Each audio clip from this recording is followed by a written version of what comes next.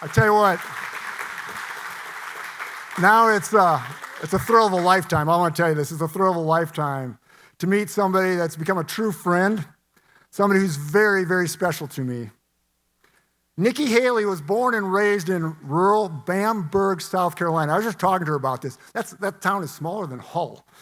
So it's quite impressive. Before becoming a two-term conservative governor and the 29th U.S. ambassador to the United Nations, from standing up to China to promoting our American values, both home and abroad, as the former governor of South Carolina, Nikki delivered conservative victories for the Palmetto State and now is fighting back against Nancy Pelosi's socialist agenda. So please, please let us stand up and give a warm welcome to Ambassador Nikki Haley. Welcome to Sioux County, Nikki.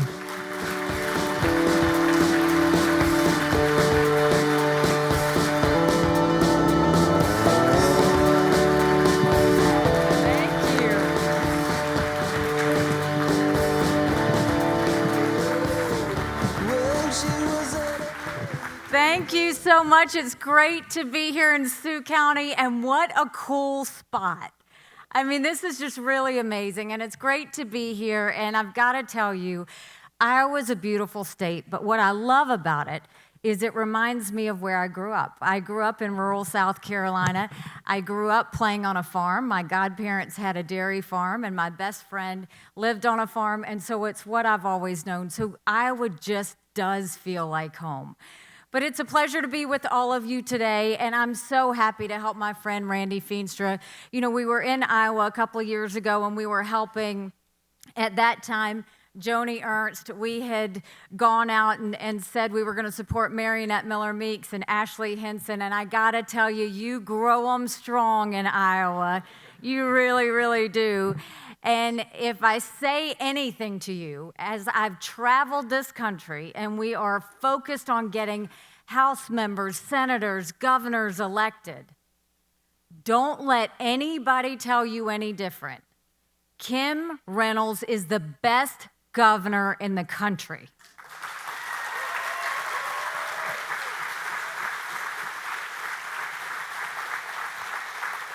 What she has done for you, what she has done for Iowa, she's a worker. She's a fighter. She's not asking for accolades.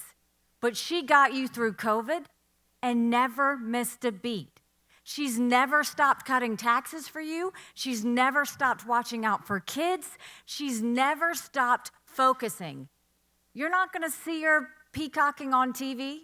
You're going to see her fighting for the people of Iowa.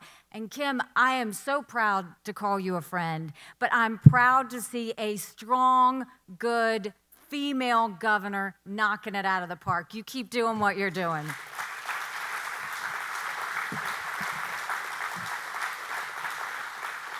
So like I said, we have been to every part of this country, really trying to focus on how we win the majorities in the House, how we win the majorities in Senate.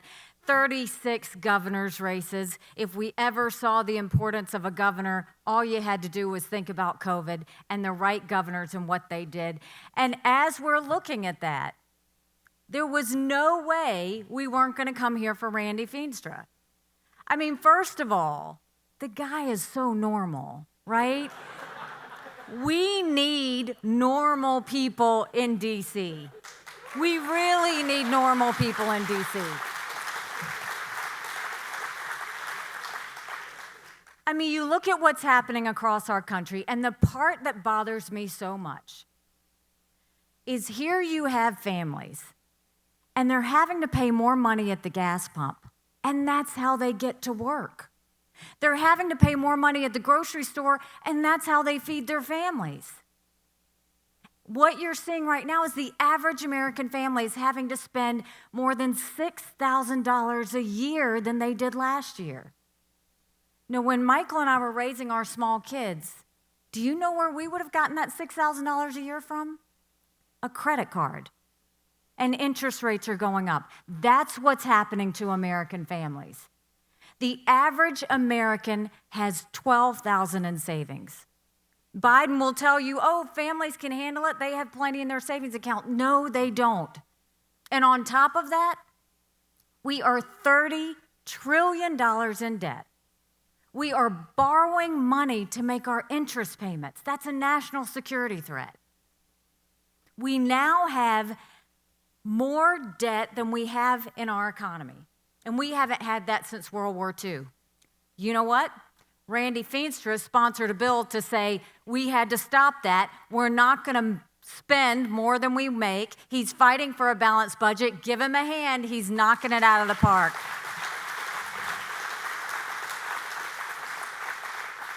When you've got 30 trillion in spending or 30 trillion in debt, what do we do in our small businesses? When I grew up, I started doing the books for my family business when I was 13. It wasn't until I got to college that I realized that wasn't normal. Now I tell my parents that was totally child labor.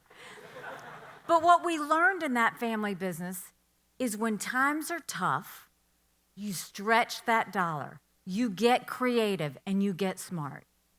And when times were good, we never celebrated because we knew the tough times were going to happen again. Government has to start thinking like small businesses.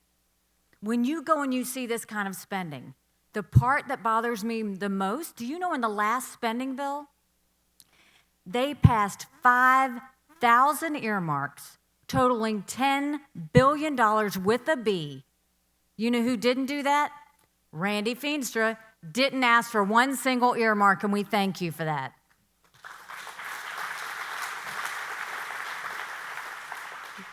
Want to know what this pork spending went to? You really don't, but I'm going to tell you anyway. $12 million for a baseball park in New York. $15 million for New Jersey to try and get the World Cup. $6.5 million for golf courses in Colorado. You're not ready for this one. $463,000 for pigeons to learn how to play slot machines. I'm not kidding. $550,000 to study the bowel movements of animals. That's your taxpayer dollars. That's the problem. America needs to wake up. We cannot keep spending like this, and we've got to start getting it under control. And then you go and you look at our border. The idea that we have had the number of people, illegal immigrants, that have crossed that border since Biden took office would create the 7th largest city in America. Think about that. And it doesn't matter if you're on a border state. Those kids are going into your schools. Those adults are entering your hospitals. We're trying to pay for our own families, and they now want you to pay for illegal immigrants. I can tell you, Iran is waiting to find their way in. They have managed to catch 50 terrorists that have tried to cross the border. What about the ones that they haven't caught? I can tell you what happened. Randy Feenstra filed a bill that said ICE has to detain any illegal immigrant that has been committed of violent acts. It's common sense, but he did it. Randy, we thank you for that.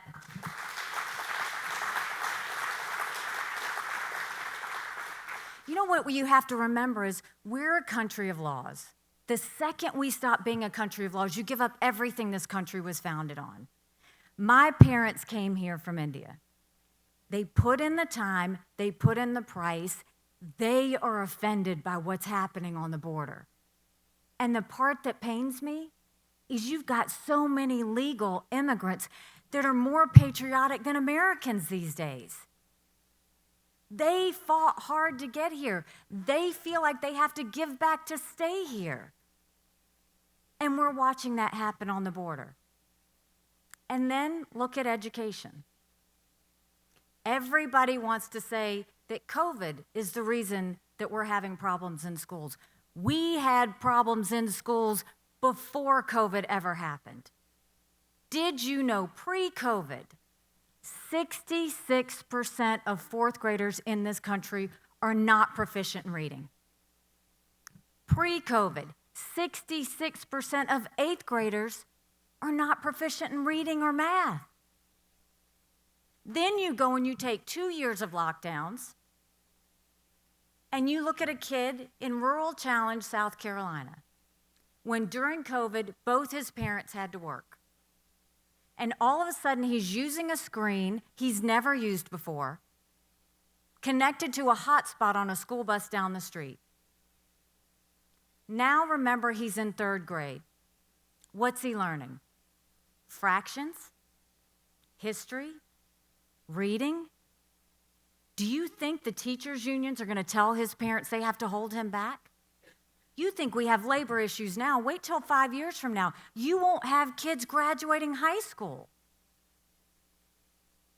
We've got to do something to help these kids. We've got to go back to the basics. And instead, you know what America's doing? They're sitting there talking about critical race theory. You're telling a 5-year-old when she goes into kindergarten, if she's white, she's bad, and if she's brown or black, she'll never be good enough and she'll always be a victim. You've got this Don't Say Gay bill in Florida that says you can't talk about gender pronouns before the age of 3rd grade. Are you kidding me? That doesn't go far enough. When I was in school, you didn't have sex ed until 7th grade. And even then, your parents had to sign a permission slip saying you could take the class, and my dad wouldn't sign the permission slip. I was the uncool kid sitting in the classroom next door that didn't get to do sex ed. We don't need to confuse our kids in elementary school. We don't need to be talking about this at this early of an age. We look so distracted. And when America is distracted, the world is less safe. When America is distracted, Russia and China have their way with everything. Look at our foreign policy situation. Look at that war in Ukraine and Russia. I can tell you that war would never have happened had we not had the breakdown we had at Afghanistan. Now, I'm the wife of a combat veteran. He deployed to Afghanistan while I was governor, so he left me as a single mom governor, and yes, we're still married. For the men and women who served in Afghanistan, for the families who sacrificed during that time, the anguish that we all felt when we saw Biden leave Bagram Air Force Base in the middle of the night without telling our friends and allies who stood shoulder to shoulder with us for 2 decades because we asked them to be there. Think about what that said to our friends. More importantly, think about what that told our enemies. Remember the hacking of the food processing plant and the pipeline? Russia didn't do that to destabilize America. Russia did that to see how we would react. Do you know what we did? Nothing. Then you have Biden falling all over himself to get back into the Iran deal, reminding you that that's a country that literally every day says death to America, death to Israel. He's falling all over himself to get back into this deal, and Iran won't even let America in the negotiating room. And the lead negotiator for us, do you know who that is? It's Russia. What are we doing? And then you wonder why we're seeing this war in Ukraine.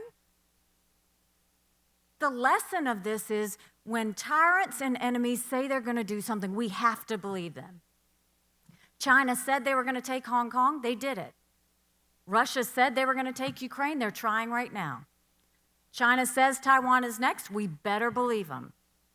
Russia says Poland and the Baltics are next. I'm not going to doubt that. But I'll tell you right now, that is not a war about Ukraine. That's a war on freedom. It's a war we have to win. They're not asking for troops on the ground, and we shouldn't do it. We shouldn't give them blank checks either. But if they're asking for long-range weapons, we should give them. If they're asking for planes, we should give them. Because if they win this fight for freedom, we won't see any other enemy try this. That's the importance of why this matters. That's what we have to do. And I got to tell you, I'm in awe of the Ukrainians. The fact that those men dropped their women and children off to safety and went back and fought for their country. The fact that the women made sure their kids were safe and started making Molotov cocktails. The reason I'm in awe is that used to be us. We used to be that patriotic.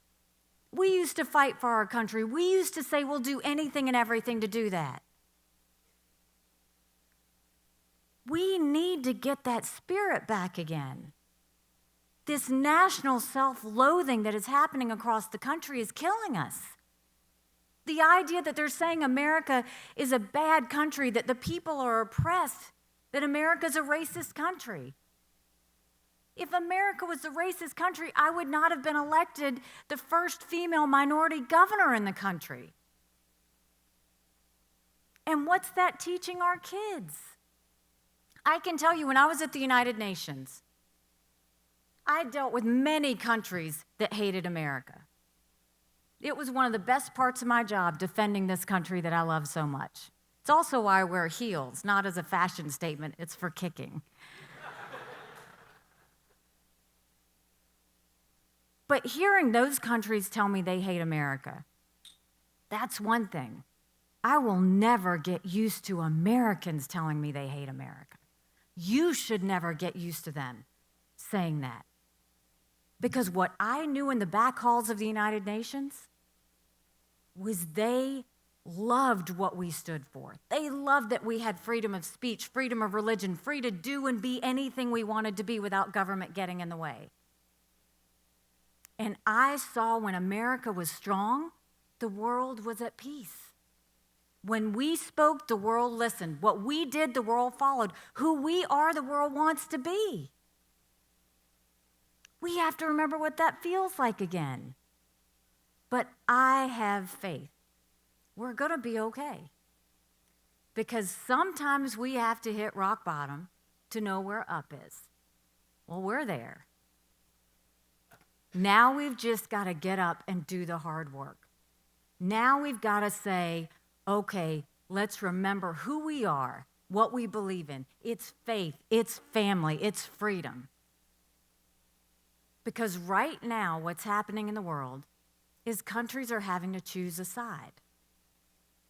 China and Russia are saying they're ultimate partners, and the junior partner is Iran. And then you have the U.S. and the West. And all of these countries right now are having to pick which side they want to be on. Do you know which side they're going to pick? They're going to go with the winner. They're going to go with the one they think is going to win. Do they trust that America will win? Do they trust that Russia will lose?